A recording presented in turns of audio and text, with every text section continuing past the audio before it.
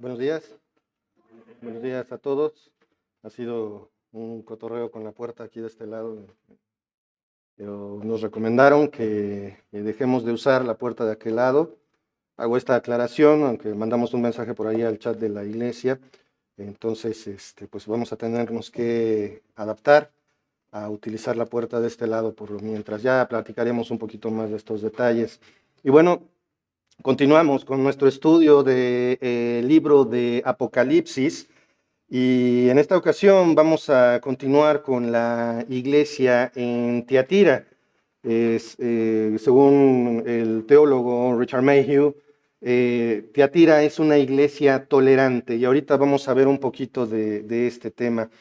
Y bueno, hemos visto y hemos estudiado acerca de las primeras iglesias que hemos estudiado en Apocalipsis. Ahí está un mapita para que ustedes las puedan ubicar. Espero que ese sí se vea, aunque ahorita también tenemos problemas, se nos descompuso el proyector y el que tenemos de reserva no es tan, bueno, siento que no tiene tanta potencia. Pero bueno, ahí están ustedes viendo las iglesias de Apocalipsis, las 7. Vemos la isla de Patmos, la iglesia de Éfeso, Esmirna, Pérgamo, Tiatira, luego está Sardis, Filadelfia y la Odisea. Nosotros estamos en la que está ahí en medio precisamente de Pérgamo y de Sardis. Hoy vamos a estudiar, o vamos a empezar a estudiar más bien a la iglesia de Tiatira. Y la iglesia, vamos a hacer un breve resumen. ¿Se acuerdan qué significa Apocalipsis? Revelación no significa fin del mundo, no significa destrucción inminente, ni nada por el estilo, significa revelación. De hecho, es un libro en el cual estamos grandemente bendecidos por leerlo y por estudiarlo. ¿Recuerdan? Bienaventurado aquel que lee y oye estas palabras. Si se está refiriendo a aquel que lee en voz alta y aquellos que escuchan, aquellos que estudian el libro de Apocalipsis. Hay una bendición. ¿Y cuál es esa bendición? ¿Recuerdan? Que Dios nos está dando a conocer cómo va a finalizar su plan. Eso es lo que nos revela el libro de Apocalipsis. Con respecto a las iglesias, la iglesia de Éfeso ha trabajado hasta el agotamiento, algo que es agradable al Señor. No tolera a los falsos maestros, pero se han olvidado de su primer amor, se han olvidado del amor al Señor, del amor en general a los hermanos. Esmirna, la segunda iglesia, es una iglesia sufriente. ¿Se acuerdan que el Señor Jesucristo les dice, ya están sufriendo, pero ¿qué creen que va a pasar? Van a sufrir más. Esa es la declaración que el Señor hace para la iglesia de Esmirna. Pero hay una recompensa y esa recompensa la recibirán si son fieles hasta el final. Yo sigo deseando que nosotros lleguemos a ser una iglesia como Esmirna, precisamente una iglesia que Dios dice, te voy a recompensar porque has resistido hasta el final. Los cristianos en Pérgamo, la tercera iglesia, están dentro de un ambiente pagano tremendo, pero eso no es una razón válida para retener dentro de la congregación a los que propagan la mentira. Y sin embargo, ¿qué hacían los de Pérgamo? Estaban reteniendo dentro de su congregación a los que propagan la mentira. Y esto no significa cerrarles la puerta. Si alguien que no cree lo mismo que nosotros quiere entrar, puede entrar, pero no tiene permitido participar, enseñar, ni nada por el estilo. A eso es a lo que se refiere. Y esto nos muestra que las buenas obras de una iglesia no son evidencia de fidelidad al Señor. Voy a repetir esto.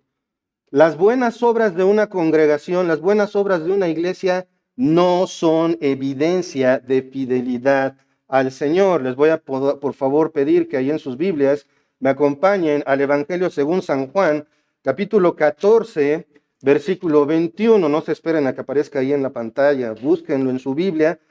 Juan 14, 21 dice la palabra del Señor, el que tiene mis mandamientos y los guarda, ese es el que me ama, y el que me ama será amado por mi Padre, y yo le amaré. Fíjense lo que dice aquí la palabra del Señor. ¿Quién es el que ama verdaderamente a Dios?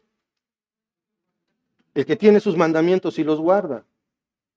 Cada uno de nosotros tenemos acceso a las Escrituras. Sabemos qué es lo que dice Dios, sabemos qué es lo que es pecado y qué es lo que no. Sabemos lo que es agradable a Dios y lo que no. Y eso está incluso en el corazón del hombre. Sabemos por reflejo lo que está bien y lo que está mal. Pero ¿cuál es la inclinación del ser humano? Al mal. Como lo he dicho en repetidas ocasiones, a un bebé, a un pequeñito, ¿a qué lo enseñas? ¿A portarse mal o a portarse bien? A portarse bien. Porque portarse mal sale natural. Y esa es nuestra naturaleza. Pero hay un remedio a esto. ¿Y cuál es? La fe en Cristo y seguir su palabra. Nuevamente, Juan 14:21, el que tiene mis mandamientos y los guarda, ese es el que me ama. ¿Se acuerdan de esa pregunta con maña que hago de levanten la mano todos los que aman al Señor? Es retórica en este momento, no necesitan hacerlo. Porque la siguiente pregunta es, ¿lo obedeces? Y ahí es donde ya empezamos a bajar la mano.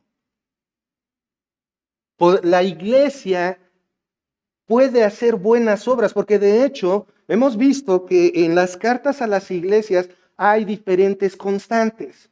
Y una de ellas que vamos a ver es que el Señor Jesucristo le dice a cada iglesia, yo conozco tus obras. Cada iglesia recibe esa nota, yo conozco tus obras. Quiere decir que el Señor tiene pleno conocimiento de todo lo que se hace. Eso incluye entonces las buenas obras, pero las buenas obras no son evidencia de que una iglesia es fiel al Señor. Conozco varios lugares donde se reúnen y dicen proclamar la palabra del Señor y mantienen orfanatos y mantienen dispensarios médicos y tienen escuelas, hacen campañas y van a los hospitales, pero el culto es un circo. Eso no es fidelidad al Señor, porque ¿saben qué son las buenas obras delante del Señor? Como un trapo de inmundicia. Entonces, ¿no hay que hacer buenas obras? Sí, sí hay que hacerlas. Y ahorita vamos a ahondar un poquito más en esto. Quise picar este asunto porque como seres humanos somos muy proclives a eso. Pues con buenas obras ya la hice, ya le caí bien a Dios, ya estuvo. Es todo lo contrario. El que tiene mis mandamientos y los guarda, ese es el que me ama. Lo que distingue al verdadero creyente y por lo tanto a una iglesia cristiana verdadera es la fidelidad a lo que el Señor Jesucristo manda. Eso es lo que define a un verdadero creyente y a una iglesia fiel. Hoy vamos a continuar con la carta del Señor Jesucristo a las iglesias y particularmente la iglesia en Tiatira. Y como ya les había dicho, el teólogo Richard Mayhew dice o la denomina la iglesia tolerante. Curioso porque lo escuchamos en la iglesia tolerante, se escucha positivo, ¿no? Vamos a poner este tiempo en manos del Señor. Padre amado, Padre celestial, te damos gracias, Señor, por este día. Gracias, Padre, por todo lo que nos das, por tu amor y misericordia. Y gracias, Padre, porque es por ti que estamos aquí. Y Señor, te ruego por mí, por este pobre predicador, Padre, que hoy no las traigo todas conmigo. Te necesito todo el tiempo, Señor, pero hoy aún más. Que tu Santo Espíritu nos hable y nos muestre lo que hemos de aprender hoy, Señor. Gracias en el nombre de nuestro Señor Jesucristo. Amén. Vamos entonces a leer nuestra cita. Les invito por favor que me acompañen ahí a Apocalipsis, el libro de Apocalipsis. El Apocalipsis de Jesucristo, es decir, la revelación de Jesucristo del capítulo 2, versículo 18 al 29. Creo que ahí en mis notas que le di al staff no están señalados, pero espero no haberlo hecho mal, una disculpa. Y dice así la palabra del Señor. Y escribe al ángel de la iglesia en Tiatira, el Hijo de Dios, el que tiene los ojos como llama de fuego y pies semejantes al bronce bruñido, dice esto. Yo conozco tus obras y amor y fe y servicio, y tu paciencia, y que tus obras postreras son más que las primeras. Pero tengo unas pocas cosas contra ti, que toleras a esa mujer Jezabel, que se dice profetiza, enseñe y seduzca a mis siervos a fornicar y a comer cosas sacrificadas a los ídolos. Y le he dado tiempo para que se arrepienta, pero no quiere arrepentirse de su fornicación. He aquí yo la arrojo en cama y en gran tribulación a los que con ella adulteran, si no se arrepienten de las obras de ella.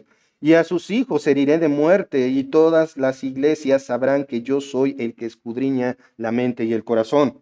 Y os daré a cada uno según vuestras obras.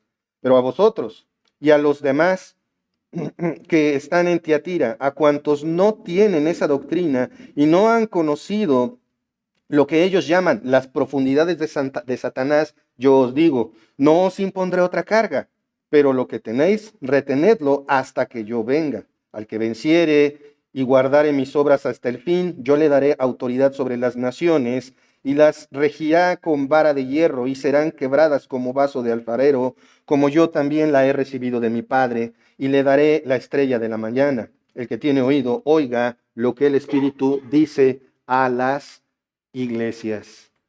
Este texto, al igual que todo en la palabra del Señor, tiene grandes enseñanzas, y la verdad es que hoy no vamos a terminar la carta a Tiatira. De una vez les digo, hoy vamos a empezar a estudiar esta carta. Y dice el versículo 18, y escribe al ángel de la iglesia en Tiatira, el Hijo de Dios, el que tiene los ojos como llama de fuego y pies semejantes al bronce bruñido, dice esto. Como en cada carta, Cristo tiene un mensaje particular para cada iglesia, y esto llega por medio de un ángel. ¿Se acuerdan cuál es el ángel? ¿Qué significa ángel? Mensajero, literalmente de angelos, mensajero. Cada mensajero de cada iglesia va a recibir una copia del Apocalipsis, va a recibir esta carta. Entonces, ¿quién es ese ángel? El pastor. El pastor maestro de cada iglesia. No que llega un ángel volando y ese ángel le va a enseñar a la iglesia. No, es el pastor de cada iglesia, aquel que enseña a la iglesia. Respecto a Tiatira, respecto a esta ciudad, Tiatira significa sacrificio continuo. Y esa debe de ser la vida de la iglesia. Una vida de sacrificio continuo. Esa debe de ser la vida de cada cristiano. Pero no de un sacrificio de andar sangrando, de andar arrodillado, de andar entregando grandes sumas de dinero o de andar haciendo cosas. No. En Romanos 12 nosotros vemos cuál es el sacrificio vivo, santo, agradable a Dios. Es nuestro culto racional. Eso es el sacrificio al Señor. Como lo vimos hace rato, ¿las obras son buenas? Bueno, sí, es bueno hacer buenas obras, pero las buenas obras no denotan fidelidad a Dios. Eso es algo que tenemos que tener bien en cuenta. Respecto a la ciudad de Tiatira, continuamos. Geográficamente está ubicada entre Pérgamo y Sardis y era una ciudad bajo el dominio romano, y Tiatira era como una ciudad X, porque al principio había sido habitada por los soldados de Carlomagno. Entonces era considerada como un lugar de habitación para militares. Y ya, de hecho, no se le daba gran importancia y era considerada como parte de las defensas de Pérgamo. O sea, era una ciudad aparte, pero era como, le servía de defensa a otra ciudad. Y ya, no sobresalía por otra cosa esta ciudad. Sin embargo, su nombre, sacrificio continuo, dice mucho. Como dato adicional, si recuerdan a Lidia, aquella mujer piadosa que se encuentra en Hechos capítulo 16, ella era de ahí. Ella era de esta ciudad. Ahora, regresando a nuestra carta. En cada carta, como ya lo vimos, Éfeso, Esmirna y Pérgamo, y lo vamos a seguir viendo, como en cada carta, el Señor Jesucristo, que es quien está dictándole las cartas al apóstol Juan, que se encuentra preso en la isla de Pérgamo, El Señor Jesucristo se presenta de manera particular. Él dice, y escribe esto a la iglesia tal. Y el Señor Jesucristo procede a describirse a sí mismo.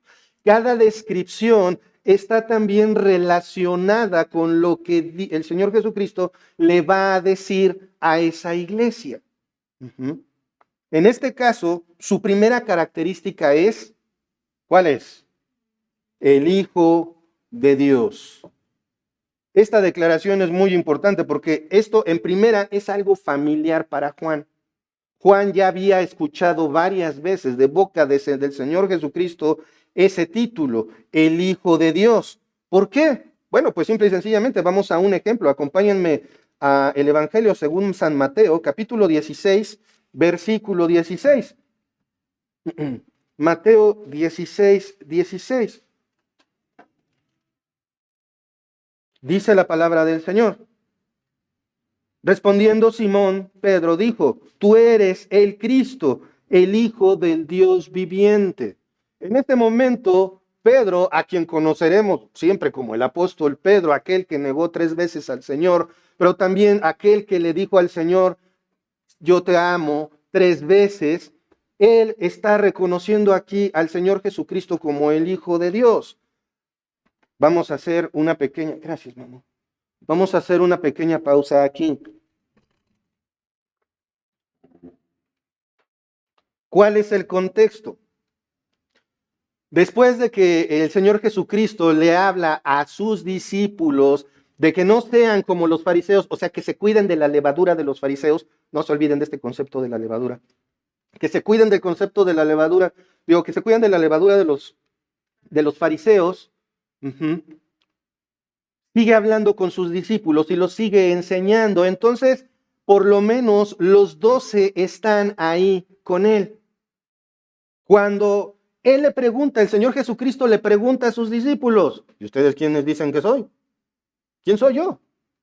Y es cuando Pedro, ese arrebatado, ese Pedro pronto para hablar, contesta en el versículo 16, tú eres el Cristo, el Hijo del Dios viviente, tú eres el Hijo de Dios.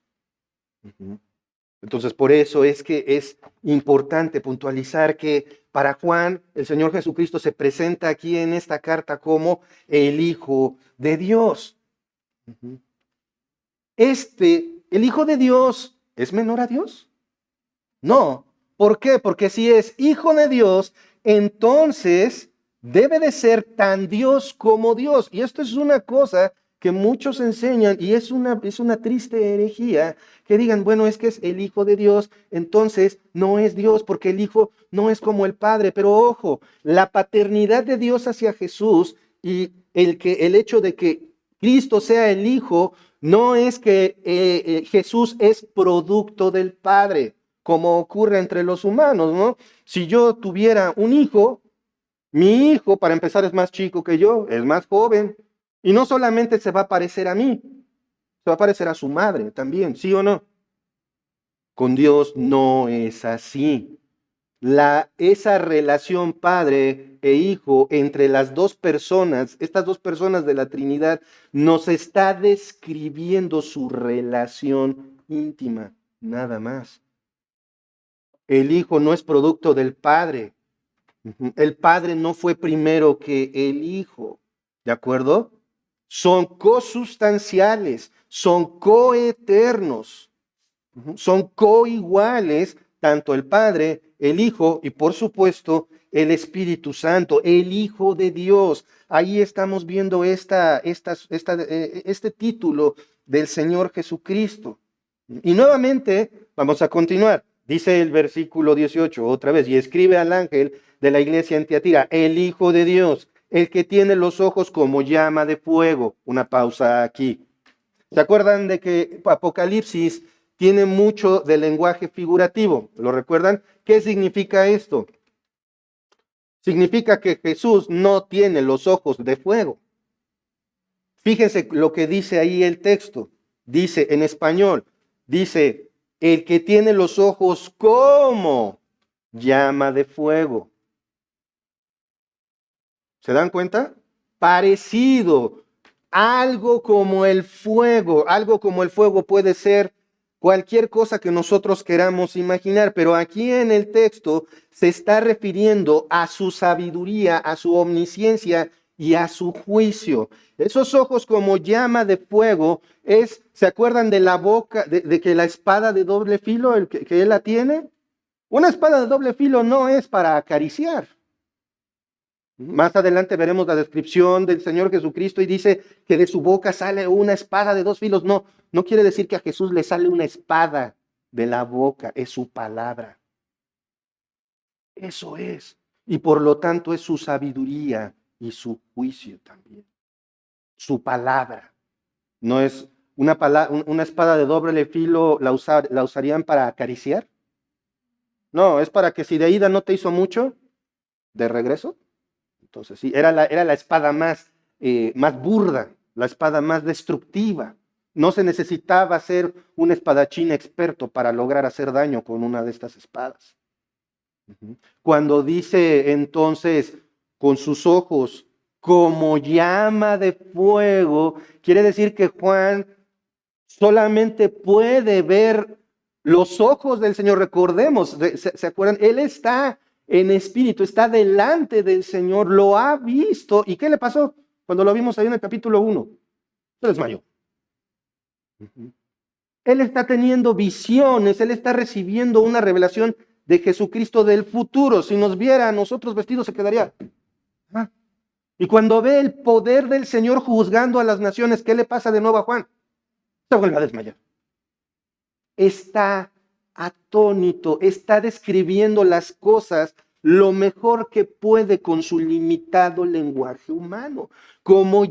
Sus ojos como llama de fuego, entonces nos describe que Cristo, como Dios, lo sabe todo y aparte nos describe su juicio. Y aquí hay algo que no debemos de olvidar. ¿A quién le está hablando Jesucristo? ¿Le está hablando a los paganos, aquellos que no creen? No, ojo, le está hablando a su iglesia. Y en esa estamos incluidos nosotros también.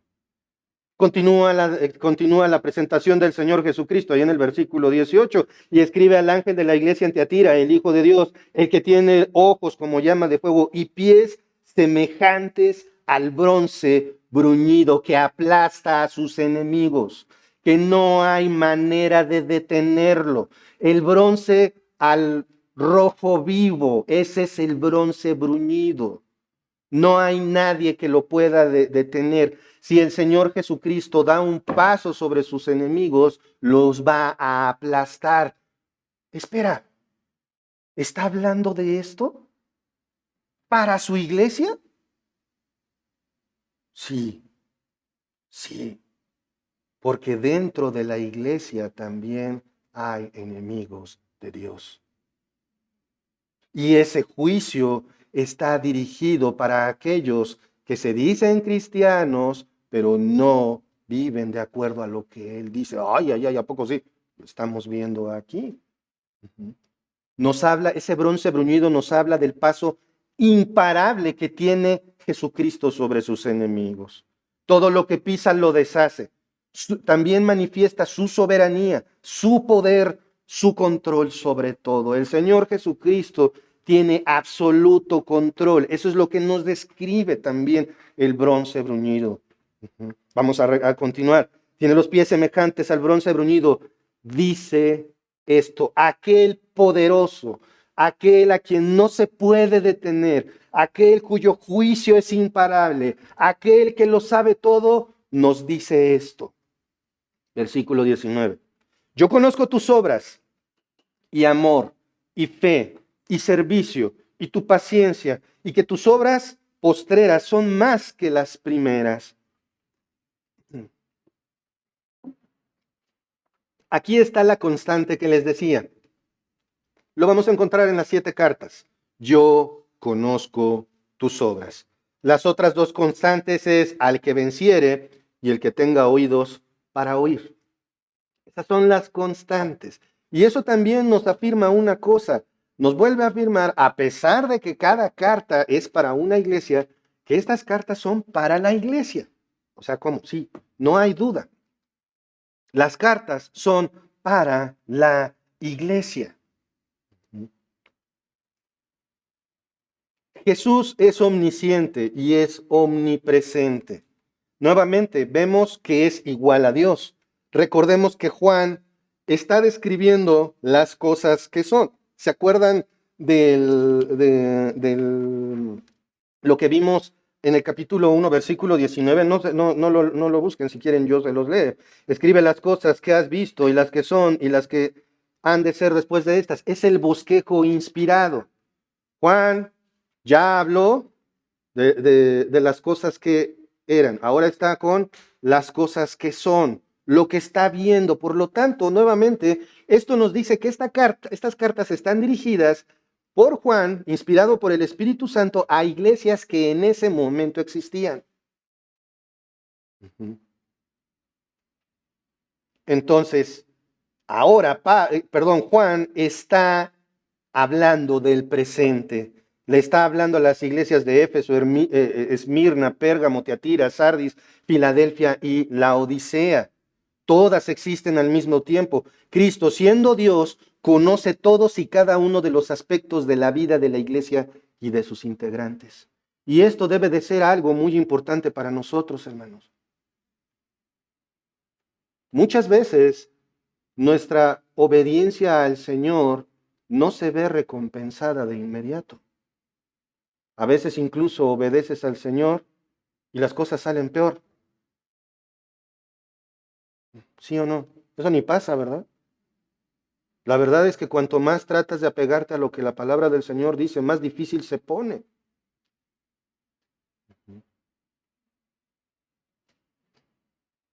Y el Señor dice, yo conozco todo eso. No te desanimes.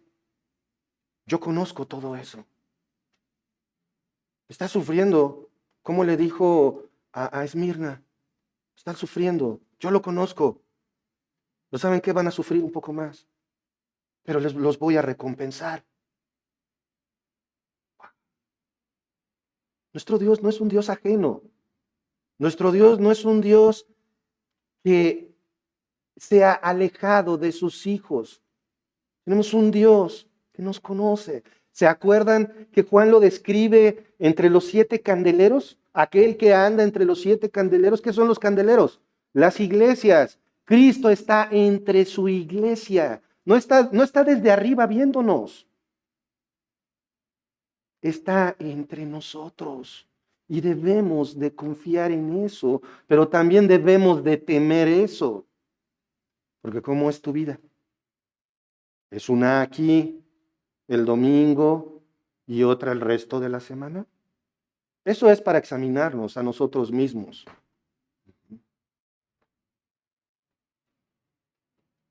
Ahora viene la lista de obras, porque dice ahí en el versículo 19, yo conozco tus obras. Y vemos ahí y amor, y fe, y servicio, y tu paciencia. En realidad esa ahí no en el lenguaje original no está, sería kai, del griego kai, pero esto no está en el lenguaje original. Jesús procede a enumerar, es como si dijera, conozco tus obras, amor, fe y servicio, paciencia, y que tus obras postreras son más que las primeras. ¿De acuerdo? Entonces dice amor, fe, servicio, paciencia, amor del griego ágape, que en este caso hay algo muy curioso, pero por lo general cuando escuchamos del amor ágape es el amor de Dios, es el amor que solo Dios puede dar y es el amor que es cuya fuente es Dios. Sin embargo, en la traducción, por ejemplo, en la Biblia King James, en inglés y la literalidad del griego significa caridad. Yo conozco tu caridad, pero esa caridad dada como si fuera el amor de Dios. Luego dice tu servicio. Conozco tu servicio. Ahí sí, ¿qué quiere decir? Que en la iglesia de Tiatira servía a todos, servía a los hermanos y servía a los de afuera. La palabra paciencia que vemos que es y tu paciencia es del griego hupomone, pero significa perseverancia, tu resistencia. Es claro, hermanos, podemos ver que la iglesia en Tiatira es una congregación llena de buenas obras, ¿sí o no? Es claro ahí, porque el Señor Jesucristo continúa ahí en el versículo 19, y que tus obras postreras son más que las primeras. O sea, quiere decir que la iglesia en Tiatira, ¿cómo empezó? Haciendo unas cuantas obras. ¿Y luego qué hizo? Más. Y continuaban en su vida y seguían haciendo más buenas obras. Y hacían más buenas obras. No sabemos específicamente, pero sabemos que incluye caridad. Cuidado de los pobres. Cuidado de los enfermos. Caridad. Cristo dice, yo conozco tu caridad. Conozco que estás haciendo cosas buenas. Eso es lo que está diciendo el Señor Jesucristo. ¿Estas obras se escuchan mal? No, claro que no. Estas palabras, hermanos, son palabras de reconocimiento. Y eso es algo que tenemos que ver en la mayoría de las cartas que el Señor Jesucristo escribe a las iglesias. Primero les reconoce algo. Ujú. Y después viene el pero. Ujú. Vamos a ver aquí. Recordemos. Vamos a Efesios 2. Acompáñenme, por favor, a Efesios 2, capítulo 8. No, perdón, Efesios 2, versículo 8 al 10.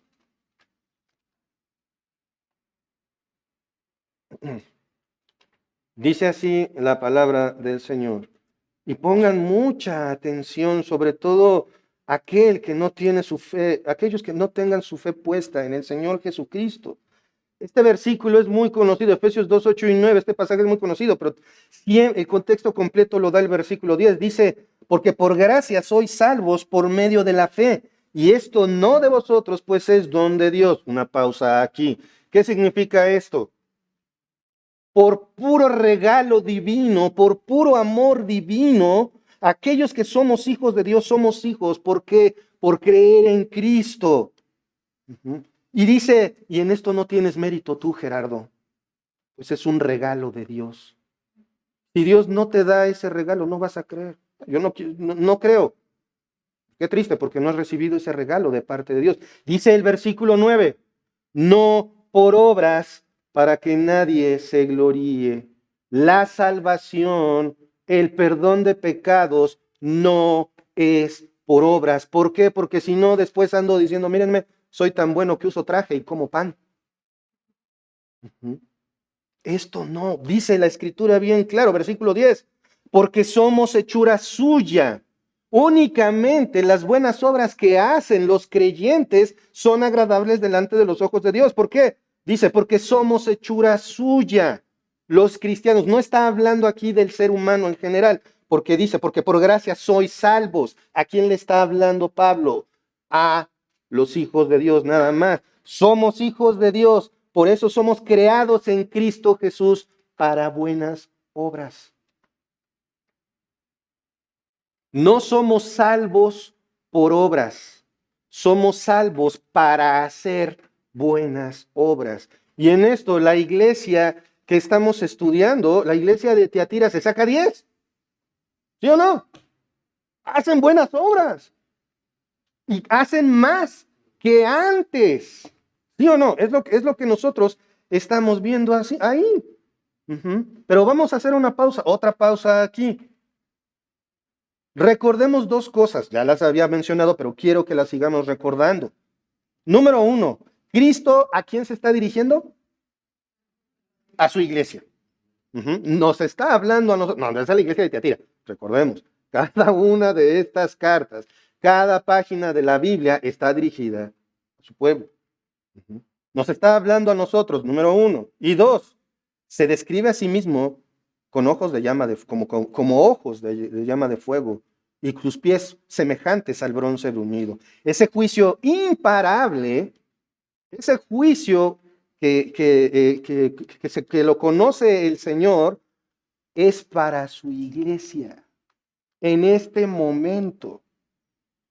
Quiere decir que el Señor está a punto de examinar a la iglesia de Tiatira a profundidad. ¿Se imaginan esto? Que Dios te examine a profundidad. Pues no se lo imaginen. Eso ocurre constantemente en nuestras vidas. Dios no dice, te voy a hacer examen la próxima semana. No. Aún en este momento te está examinando. Y tu mente a lo mejor está en la luna, o te estás durmiendo, o estás pensando, no sé si hay partido hoy. ¿Hay partido hoy? ¿No? ¿Quién sabe? Todos dicen, ¿quién sabe? Ujú. Porque a veces, incluso algunos teólogos han dicho, debemos de pedir perdón a Dios cuando le pedimos perdón. Debemos pedir perdón por nuestro perdón. Porque puede uno estar en medio, enseñando, no estoy diciendo ustedes, no, sino nosotros. Uno aquí enseñando y al mismo tiempo pecando. Por eso, gracias a Dios que nos examina todo el tiempo y el Espíritu Santo entonces nos señala las cosas que están mal. Eso es lo que está haciendo el Señor todo el tiempo. Y vamos a reafirmarlo, por favor. Quiero que me acompañen un ratito a la primera carta de Pedro. Primera de Pedro, capítulo 4, versículo 17. Esto nos lo enseñó Mark. ¿Recuerdan?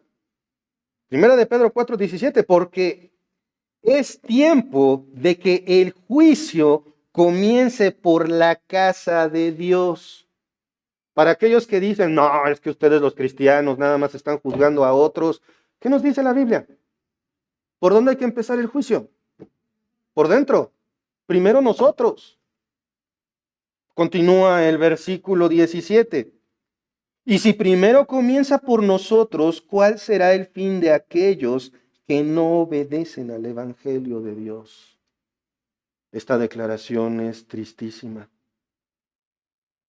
Si el Señor es así de severo con nosotros, ¿cómo va a ser de severo con los condenados?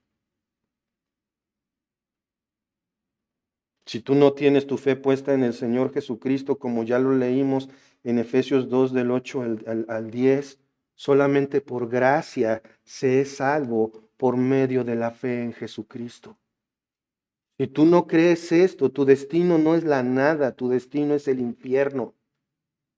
Si tú no crees en Jesucristo como tu único medio de salvación, si tú no crees que murió, resucitó al tercer día, entonces tu destino no es la nada, tu destino es la perdición eterna, donde lo más terrible del infierno es que Dios está ahí también. No como Salvador, no como Consolador, sino como ejecutor de su justo juicio, santo y justo. Imaginen esto. El Señor Jesucristo se está describiendo para con su iglesia con esa severidad. ¿Qué va a pasar con los que no creen? Por eso tenemos que predicar el Evangelio de día y de noche. Les guste escucharlo o no, porque es un acto de amor. Aunque todos digan, es que es un acto de odio, porque me estás diciendo que me voy al infierno. Sí, sí lo estoy diciendo. Pero si no te agarro, te vas a aventar al vacío. Esa es nuestra responsabilidad, hermanos. Por lo menos advertirles. Si no escuchan, allá ellos con Dios. Y eso ahora se escucha más terrible, ¿no lo creen? Nuestra obligación es predicar el Evangelio. Debemos examinarnos a nosotros mismos, hermanos, y observar si Cristo nos trataría como a la iglesia de Esmirna, la iglesia sufriente, esa iglesia a la que se le promete una recompensa por su fidelidad. O si el Señor Jesucristo nos trataría como a una iglesia a la que se presenta como justo juez que pasará sobre sus enemigos, imparable dentro de la misma iglesia.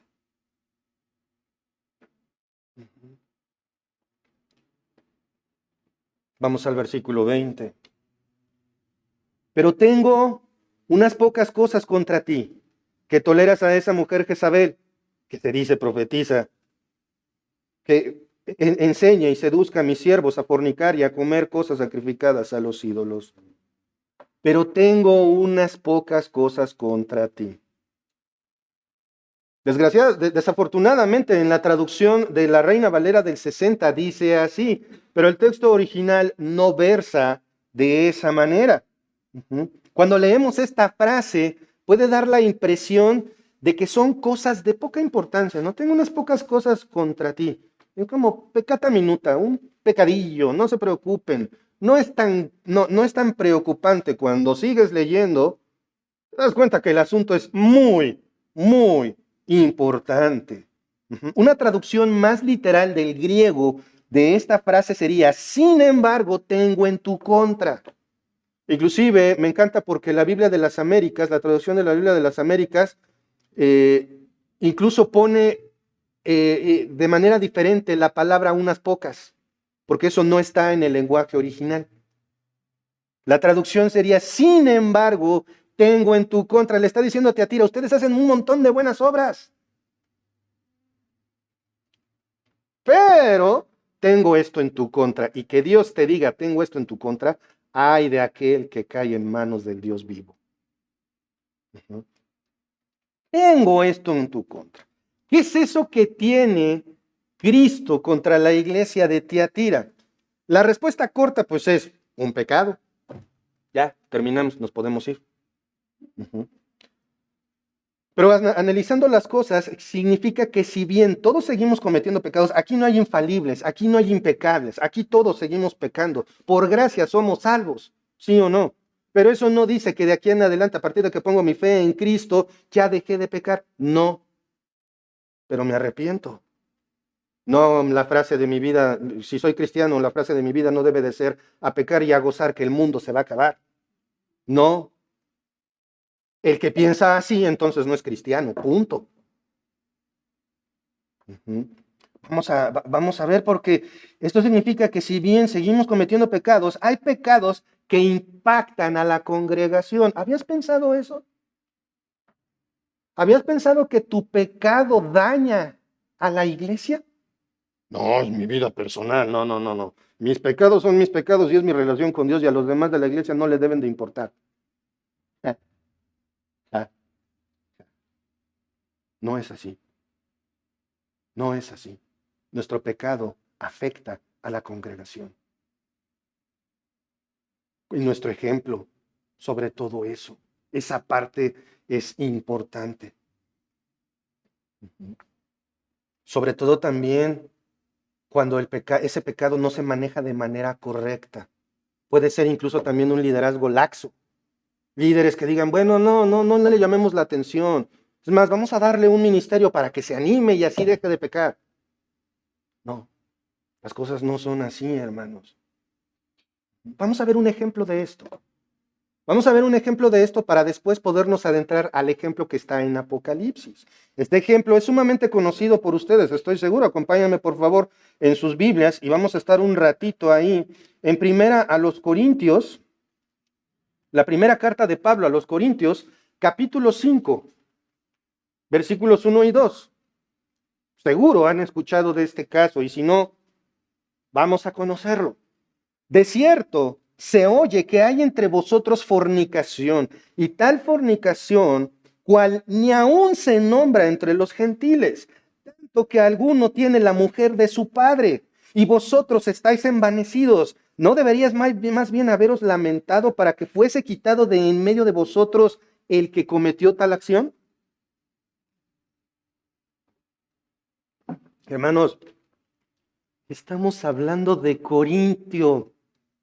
¿Se acuerdan de lo que significaba el insulto decir corintianizar en aquellos tiempos? Si eras un inmoral sexual, te decían, ya estás corintianizando. La ciudad de Corinto era conocida por su inmoralidad sexual.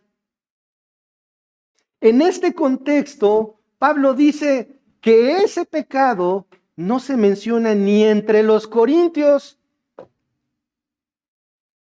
que un hombre está teniendo relaciones con la mujer de su papá. Y esto nos dice que ni siquiera estaba muerto el papá. En una ciudad llena de inmoralidad sexual, eso ni se menciona, pero está dentro de la iglesia. Y cualquiera diría, bueno, ¿cuál es el problema? Hay que ser pacientes con el hermano, ¿no? Pues ya cometió la falta. Pobrecito, ¿para qué le llamamos la atención? ¿O no? ¿Sí o no? Hay que ser ¿Qué dice la escritura? Fíjense, porque no solamente lo tenían a él y obviamente a ella con él. Me pregunto si el papá también iba ahí a la iglesia. En Corinto. ¿Se dan cuenta? Estamos hablando de iglesias. No estamos señalando para afuera. Estamos señalando para adentro. ¿Qué estaba pasando en esta iglesia? Tenían ahí a un hombre que tenía relaciones con su madrastra. Porque dice la mujer de su padre, no dice su madre. Y dices, bueno, uff. Observen lo que dice el versículo 2. Y vosotros estáis envanecidos. ¿Qué significa esto? Significa que estaban orgullosos de su tolerancia. ¡Wow! ¿Hasta dónde puede llegar esos lugares que se llaman iglesias? Seguimos apuntando hacia adentro, hermanos. ¿Cuál es la solución, según dice Pablo? Vamos a continuar. ¿No deberías más bien haberos lamentado? ¿No debería de dolerles esto? ¿No debería de dolerles que este hombre esté pecando así, este hombre y esta mujer estén pecando así? ¿No debería de dolerles? Continúa. Lo tenían ahí en medio de ellos, ¿no? Y estaban orgullosos de tenerlo porque estaban envanecidos. No, dice Pablo, fuese quitado de en medio de vosotros. Cuando alguien comete un pecado ya de cierto tamaño, ya no le preguntas, lo sacas. ¿Y eso quién lo tiene que hacer? Los líderes de la iglesia. Porque para eso estamos, para cuidar del rebaño. Ojo, no estamos para correr gente. Pero cuando es necesario, hay que hacerlo. Por el cuidado, hermanos. La iglesia en Apocalipsis es descrita como la novia de Cristo. Yo me acuerdo de cuando empecé a corretear a Moni, y la correteé por más de 12 años. ¿Cuántos años te anduve persiguiendo? No me acuerdo, pero cuando le dije a mi mamá, me voy a casar con Mónica Ortega, dijo, hasta que la alcanzaste, mijo. Ya la agarraste cansada. Cierto, porque no me hacía caso y no me hacía caso. Y ahí estaba yo. Y cuando se trataba de ir a comer, ¿a poco creen que íbamos a los taquitos? No.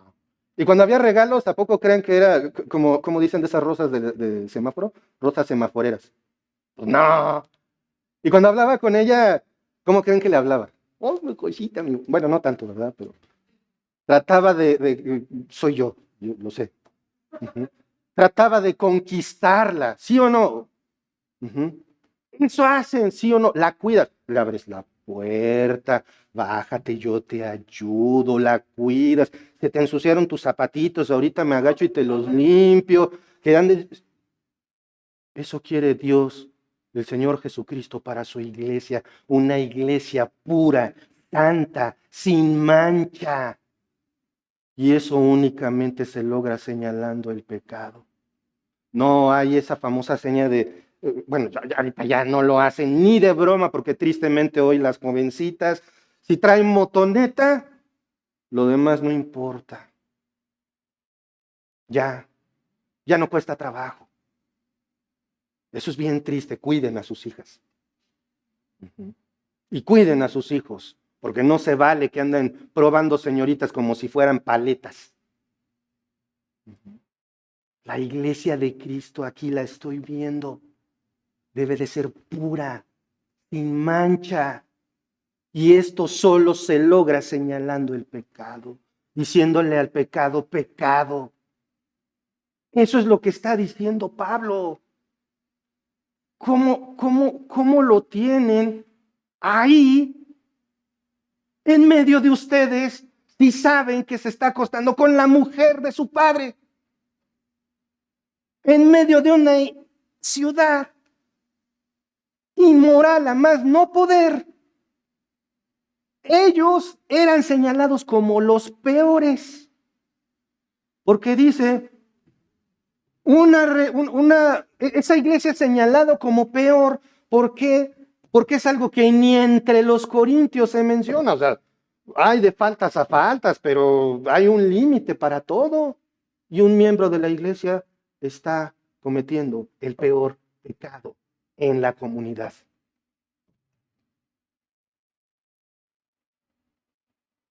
¿Por qué es tan importante tener en cuenta la santidad de uno de los integrantes de la iglesia? Somos varios.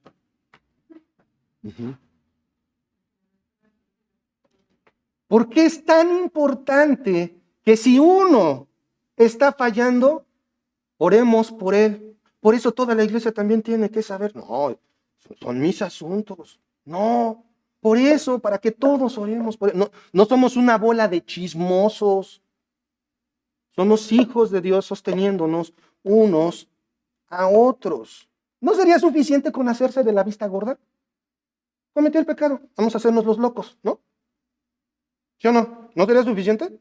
¿Acaso no podemos decir que son nuestros asuntos personales y que a la iglesia qué le importa? No. Vamos a continuar aquí en 1 Corintios 5, pero ahora vamos a brincar al versículo 6. No es buena vuestra jactancia. ¿No sabéis que un poco de levadura leuda toda la masa? ¿Se acuerdan que hace un momento hablamos del contexto de que Cristo le está diciendo a sus discípulos que se guarden de la levadura de los fariseos? Hermanas que saben cocinar, yo no tengo la más remota idea. ¿Cuánta levadura se le necesita echar al pan para que infle? Entre más le echas, pero hace daño, ¿a poco no? Si te pasas de levadura, ¿por qué? Porque son microorganismos que se tienen que alimentar para que fermenten la masa, para que la echen a perder literalmente. ¿Sí o no? Este es el proceso. Por supuesto, ya cocidito y todo termina en un sabroso bolillito o en un pan o ya me dio hambre.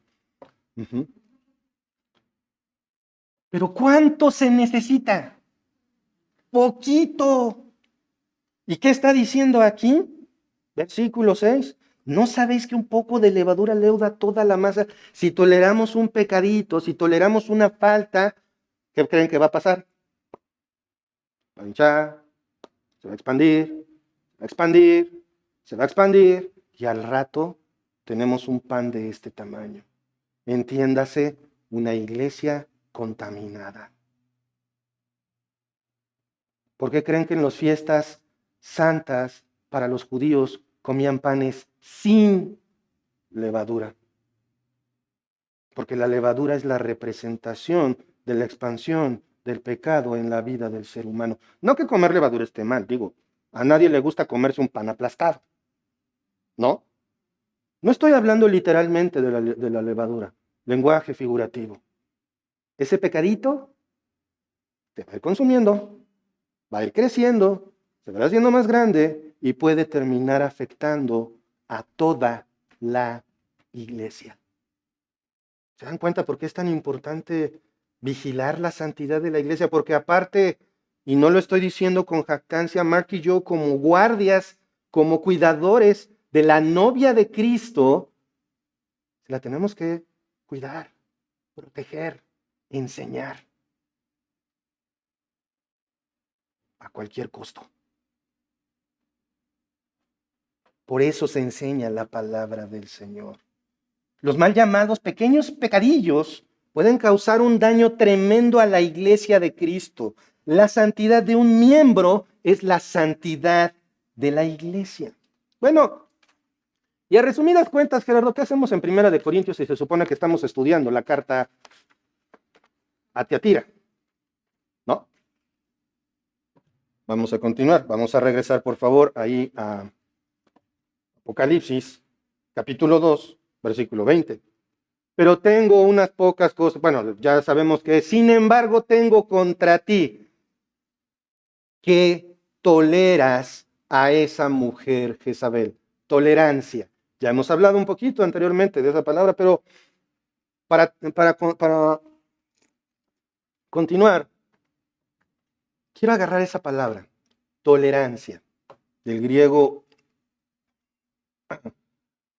eao.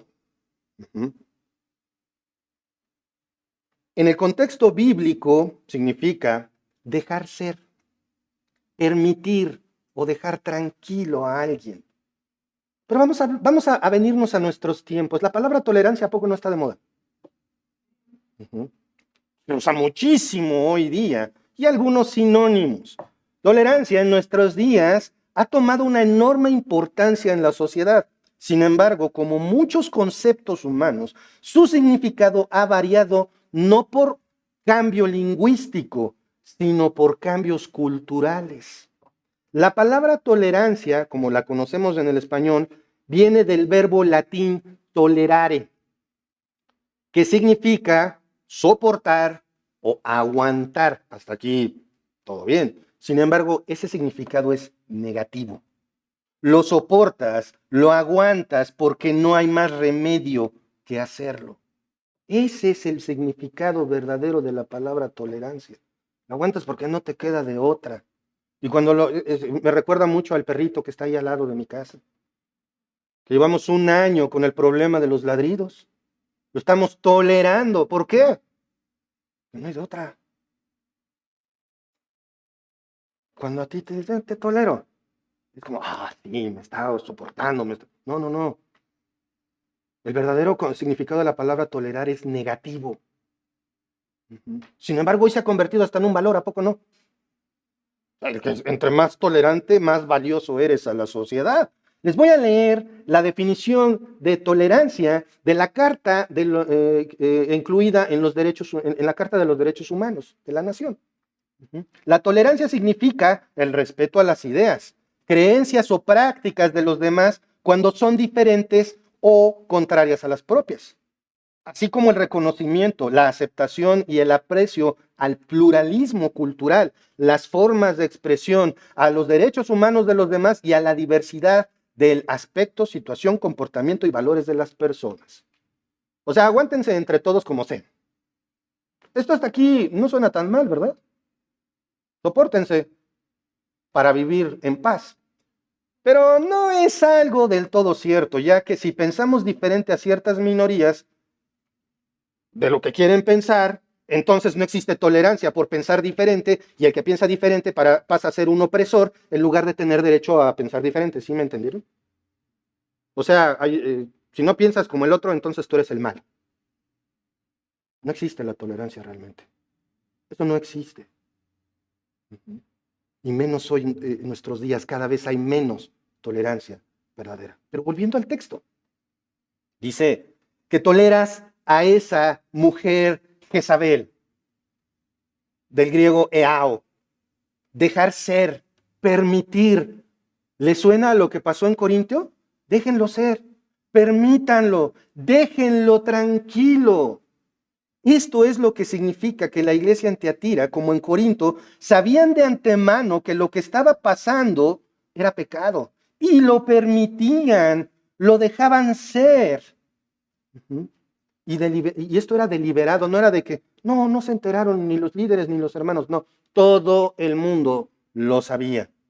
Y esto no debe de ser así. Ya lo vimos con el ejemplo de Corinto. Entonces, ¿qué es lo que la iglesia en Tiatira está permitiendo? ¿Qué es ese pecado que la iglesia en Tiatira se está haciendo de la vista gorda, que los líderes están haciendo los locos? ¿Qué es eso? Eso es lo que estudiaremos la próxima semana, así que no falten. Tolerar es lo contrario de realmente soportarnos unos a otros como a Dios le agrada. Vamos a orar. Señor, te damos gracias, Padre, por tu palabra. Y Padre, gracias porque versículo y medio, Señor, tú nos has hablado y nos has mostrado en primer lugar que eres nuestro Padre amoroso, pero también eres nuestro Padre celestial, Señor. Eres santo y quieres a tu iglesia en santidad, Señor. Gracias por tu palabra, gracias porque a través de ella podemos nosotros ver lo que realmente te agrada y lo que no, Señor. Y cuando se señala el pecado dentro de la iglesia, no es un acto de agresión, no es un acto de odio, no es un acto intolerante, como tristemente se le denomina, sino un acto de amor. Padre, permite que cada uno de nosotros veamos esto de manera clara en nuestras vidas.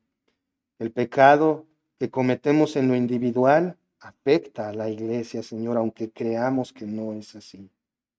Y Padre, te ruego por aquellos que están escuchando y no han puesto su fe en Jesucristo, Señor, que tú les permitas llegar al arrepentimiento y fe, Señor. Gracias, Padre, por esto. Gracias. En el nombre de nuestro Señor Jesucristo oramos. Amén. Muchas gracias a todos. Que Dios los bendiga.